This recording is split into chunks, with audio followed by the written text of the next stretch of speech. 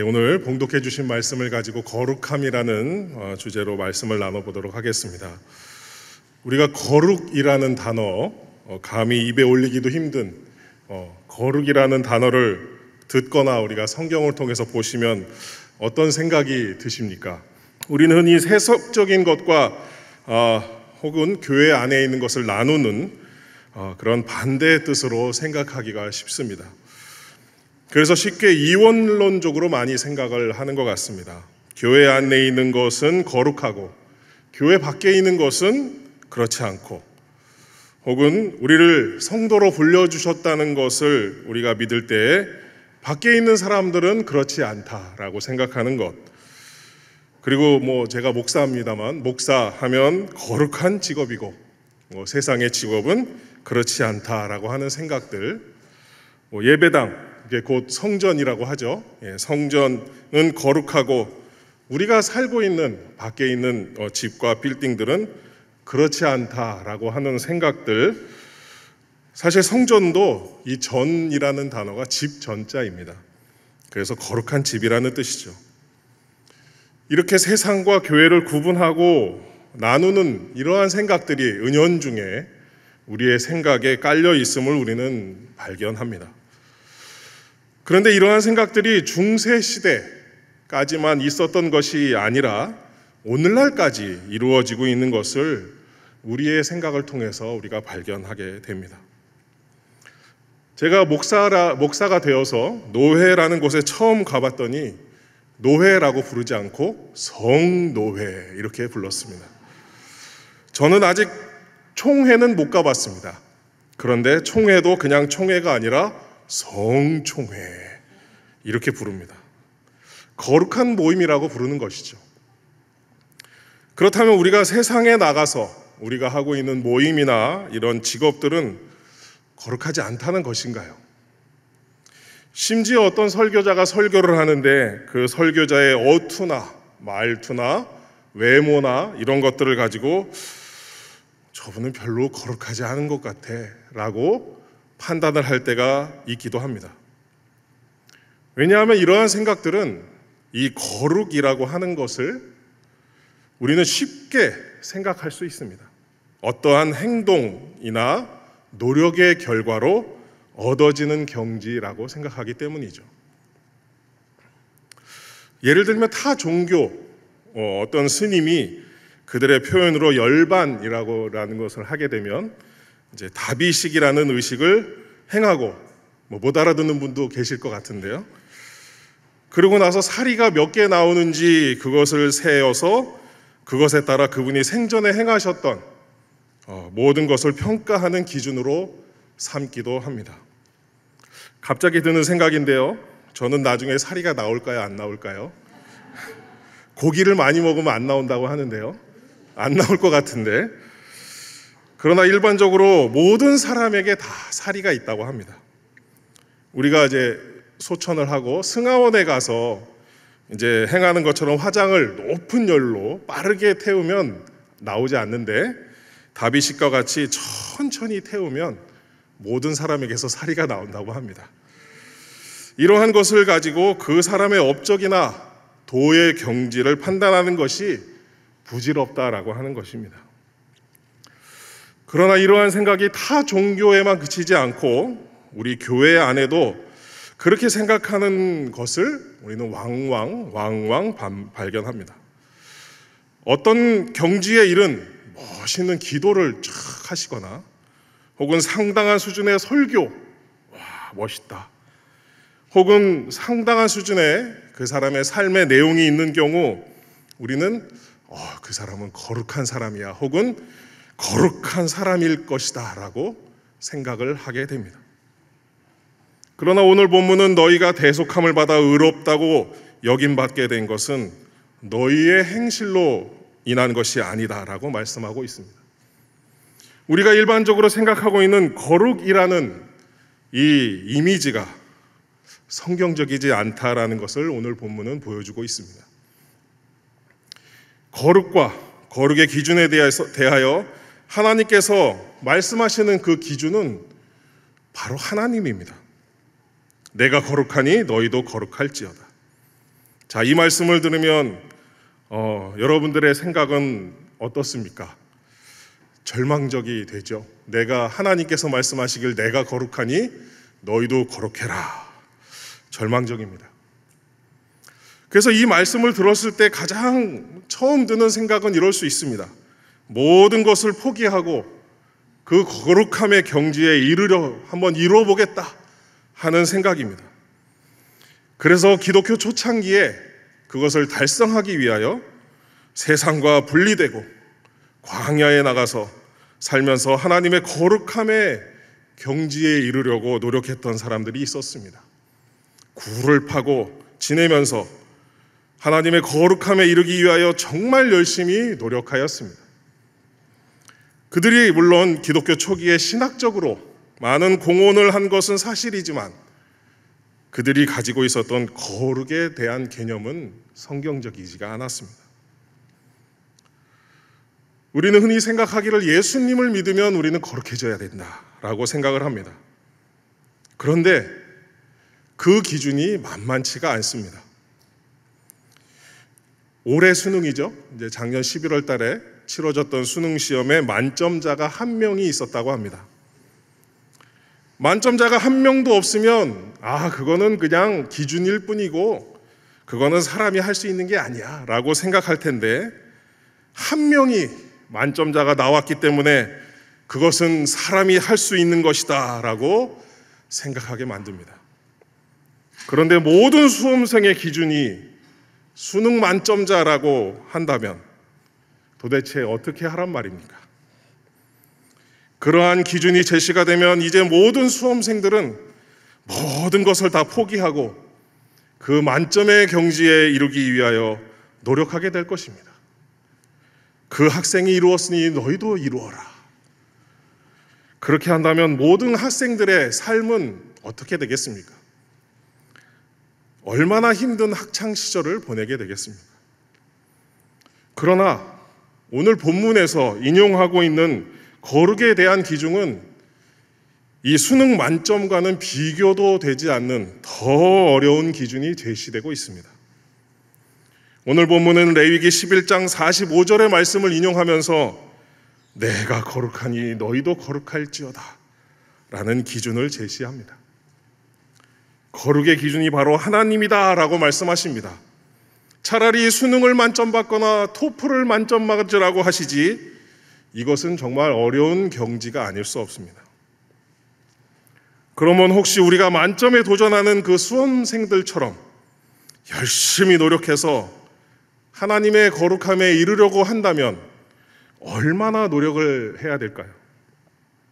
그리고 진짜로 열심히 노력하면 수능 만점처럼 혹은 토플 만점처럼 그 하나님의 거룩함의 경지에 이를 수는 있으며 혹은 그렇게 도달한 사람들의 기록이 성경에 있습니까?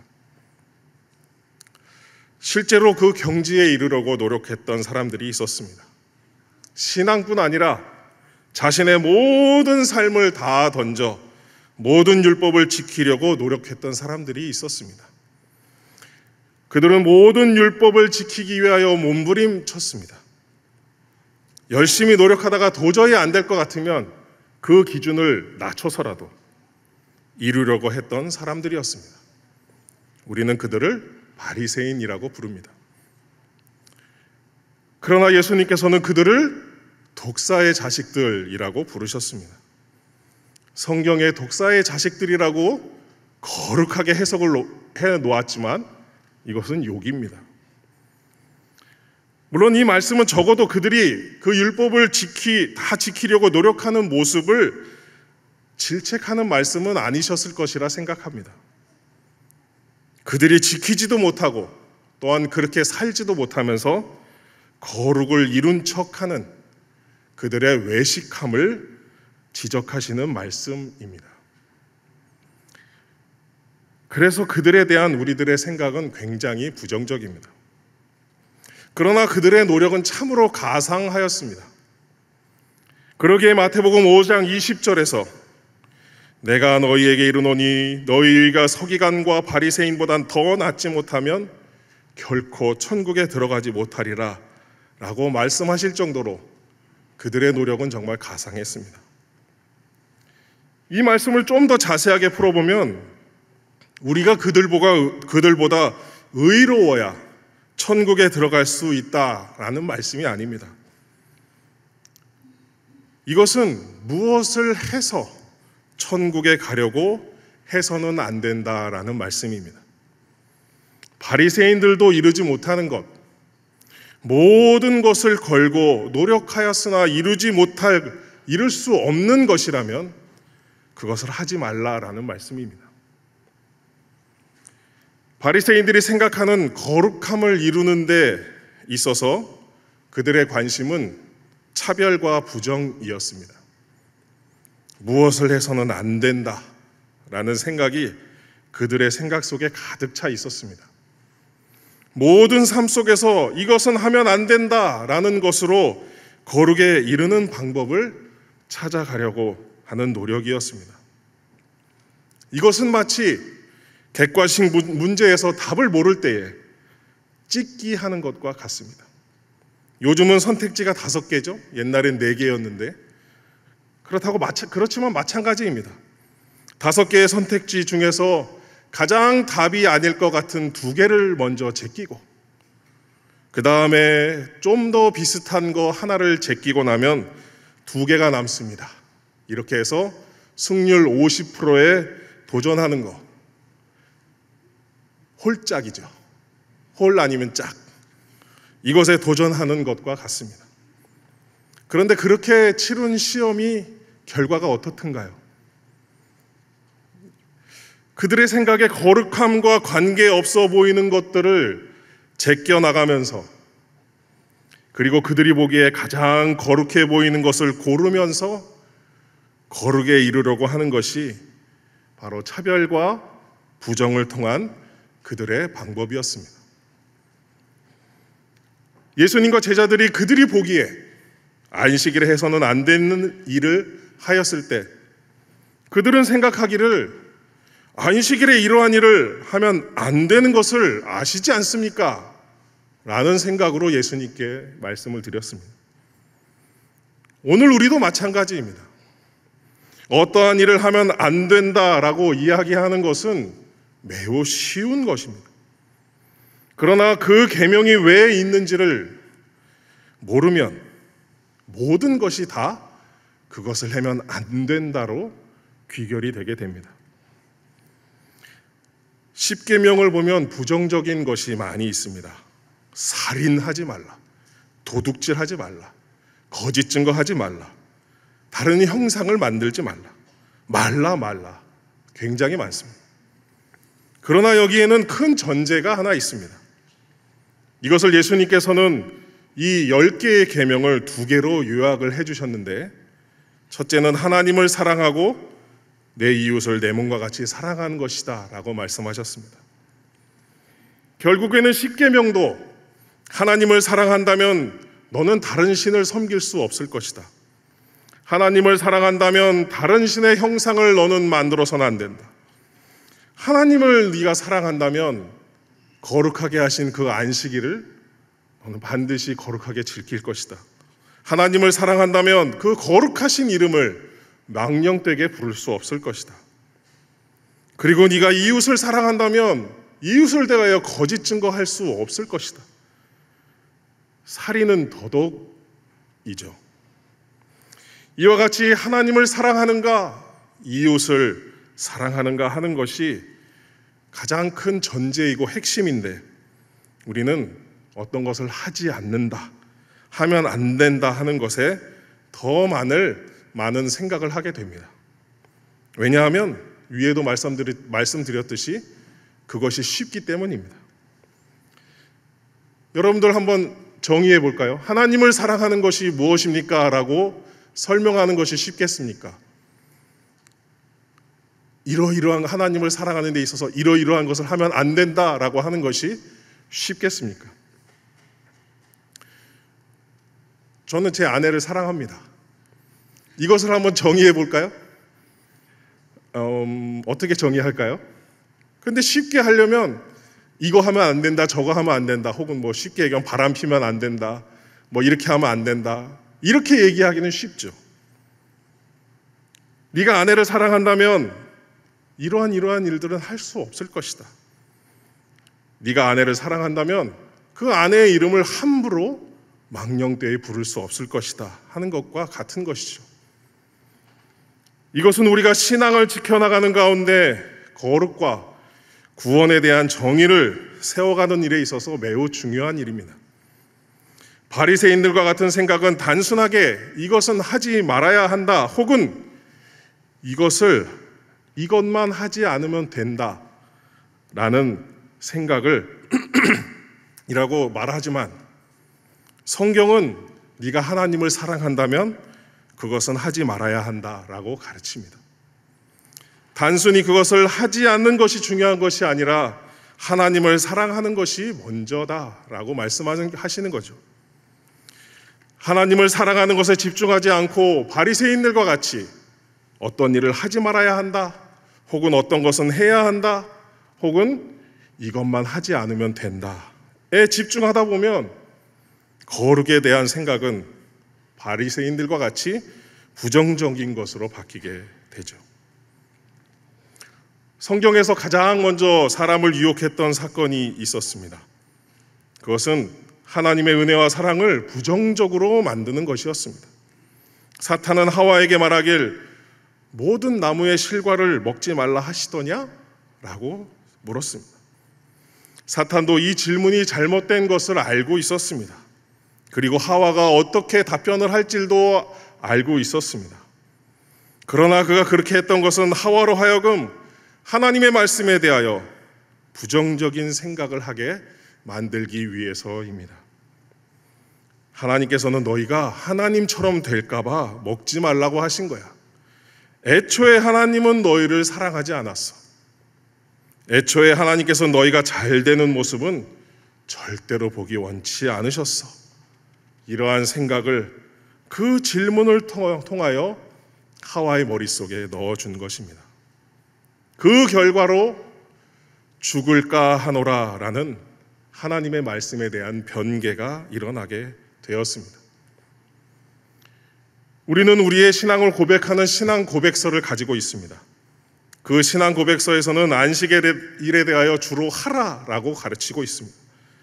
하나님을 생각하라, 교회에 가서 예배를 드리고 말씀을 읽으며 하나님의 사랑을 깨닫고 가족들과 함께 시간을 보내라 등등 하나님께서 이러한 모든 것을 거룩한 시간으로 만들어 주셨다라고 말하고 있습니다.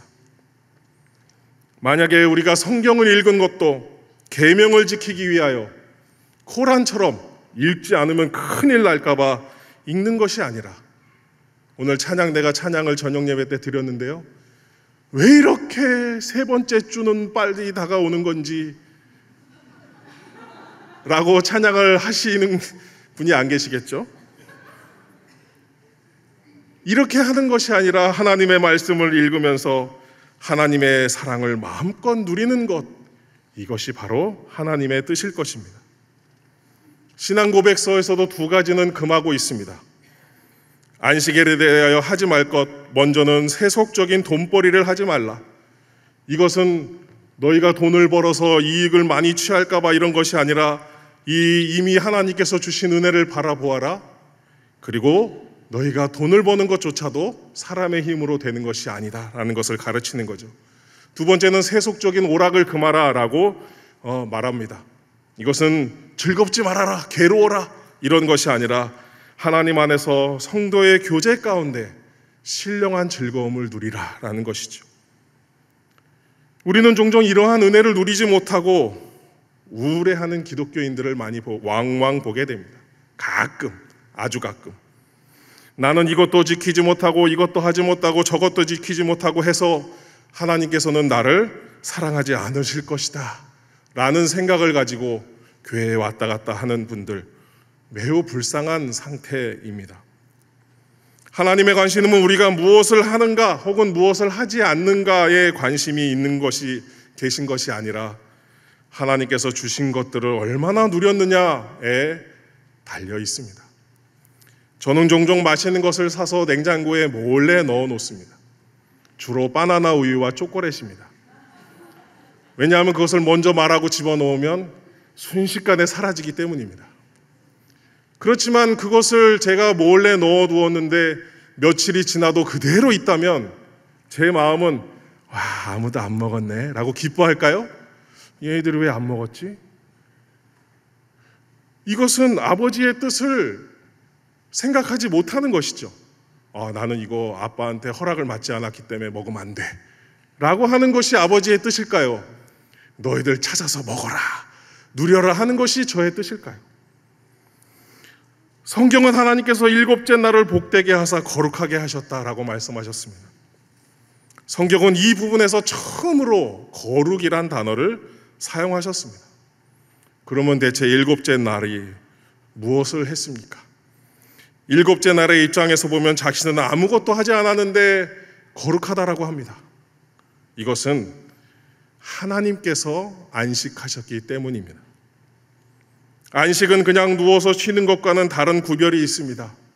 단순하게 쉬는 것이 아닌 쉼을 누려라 라고 하는 것이죠. 집을 지어보신 분들이 계십니까? 정말 말도 안 되는 맨 땅인데 막 기초를 하고 골조를 올리고 벽을 세우고 인테리어까지 하고 나면 가족들이 이제 입주를 하게 되죠. 우주가 무엇입니까? 집우집주 해서 하나님이 만드신 우리의 집이라는 뜻입니다. 하나님의 만드신 집에 우리 자녀들이 입주한 것이죠. 그러면 집에 왔으면 쉬어야죠. 하나님이 만드신 그 집에 당당히 들어가서 쉬어야죠. 쉼을 누려야죠. 그런데 하나님은 나를 사랑하지 않으시나 봐, 우리 아버지는 나를 사랑하지 않으시나 봐 하고 마당 앞에 텐트를 치고 살고 있다면 그 아버지의 마음은 어떻겠습니까? 따라서 본문에서 인용하고 있는 내가 거룩하니 너희도 거룩하라 라는 말씀은 나와 함께 누리고 즐거워하자라는 뜻인 줄로 믿습니다. 계명과 율법, 이것은 출애굽기 16장에 처음 등장합니다. 여호와께서 모세에게 이르시되 어느 때까지 너희가 내 계명과 율법을 지키지 않겠느냐, 이렇게 말씀하신 거 보니 이스라엘 백성들이 뭔가 큰 잘못, 막 8만 대장경과 같은 어마어마한 그러한 법을 어겼나 보다 라고 생각할 수 있지만 그 앞에 내용을 보면 만나에 대한 내용입니다. 다 아시는 거죠. 6일째는 2배를 줄 테니까 7일 때는 나가지 말아라. 그런데 7일째 사람들이 나갔다가 거두지 못하고 돌아왔습니다. 그거였습니다. 그런데 하나님께서는 어느 때까지 너희가 내 계명과 율법을 지키지 않겠느냐라고 책망을 하시죠. 거룩함을 지키는 것은 바리새인들과 같이 무엇을 하지 않는 것이 아니라, 그리고 단순히 일곱째 날에 만나를 얻으러 나가지 않는 것이 아니라 하나님께서 이미 주신 은혜를 누리는 것인 줄로 믿습니다. 쉬는 겁니다. 생물학적으로도 쉬지 않으면 병이 나게 되어 있습니다. 그런데 영적인 상태야 오죽하겠습니까? 우리는 삶에서 무엇을 하지 않는 것 혹은 하는 것, 이것이 중요한 것이 아니라 우리의 삶 속에서 하나님의 은혜를 누리지 못하는 것이 문제입니다. 우리의 예배 시간은 어떻습니까? 예배는 모든 것과 차단하고 아버지를 만나는 시간입니다. 이것을 우리는 얼마나 누리고 있는지 한번 살펴봐야 할 것입니다. 주일에 우리가 무엇을 하지 않는 것이 중요한 것이 아니라 하나님을 사랑하여 하나님을 누림으로 그것을 하지 않는 것이 아닙니까? 단순히 하지 않는 것으로서는 거룩에 이를 수가 없습니다. 그렇다면 어떻게 거룩해질 수 있겠습니까? 오늘 본문입니다.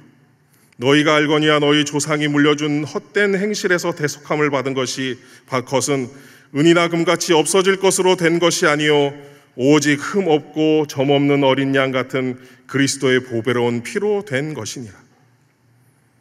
우리가 무엇을 했다고 해서 대속함을 받는 것이 아닙니다. 하나님, 저는 이러이러한 교회를 세웠습니다. 그 교회 안에서 이러한 일을 했습니다. 많은 일을 했습니다. 라고 해서 거룩하여지고 대속함을 받는 것이 아니다라고 하는 것이죠. 바리새인들과 같이 어떤 일을 하지 않아서 얻어지는 것이나 본문에 기록된 것처럼 조상이 물려준 헛된 행실을 하거나 혹은 하지 않는 것으로 거룩하여지는 것이 아니다라고 말씀하시고 있습니다. 19절의 말씀처럼 오직 흠없고 점없는 어린 양 같은 그리스도의 피로 말미암아 우리의 모습이 덮어져야 그것이 가능한 것인 줄로 믿습니다. 그리고 이것은 일방적으로 얻어지는 것입니다. 내가 무엇을 해서 나로부터 무엇을 하거나 하지 않는 것으로 시작되는 것이 아니라 흠없고 점없는 그리스도의 피가 거부할 수 없는 은혜로 우리를 덮을 때 일어나는 줄로 믿습니다. 말씀을 짧게 정리해 보겠습니다. 주일이 우리에게 중요한 이유는 그리스도인의 안식이기 때문입니다. 왜냐하면 안식은 단순히 쉬는 것이 아니라 누리는 시간이기 때문이죠. 주일이 될 때마다 예배를 주신 하나님께 감사하고 그 베푸신 은혜를 생각하며 찬양을 드리는 그런 귀한 시간입니다. 그리고 또한 귀한 형제와 자매를 주셔서 성도 간의 교제를 주신 그 하나님께 감사하며 누리는 시간입니다. 그리고 예배 후에 각자의 처소로 흩어졌을 때 이 모든 것이 나로부터가 아닌 하나님께로부터 온 것임을 고백하며 감사함으로 삶을 살아가고, 그리고 우리가 거룩한 것이 아니라 거룩하신 하나님께서 우리를 불러주시고 그 거룩함에 참여하게 하셨기에 감사하며 삶을 살아간다면 그것이 바로 하나님의 거룩함에 참여하고 그 거룩함을 누리며 살아가는 것인 줄로 믿습니다. 오늘 본문의 말씀을 묵상하시는 가운데 이러한 귀한 삶이 우리 모두에게 있게 되는 한 주간이 되시기를 우리 주님의 이름으로 축원합니다. 아멘.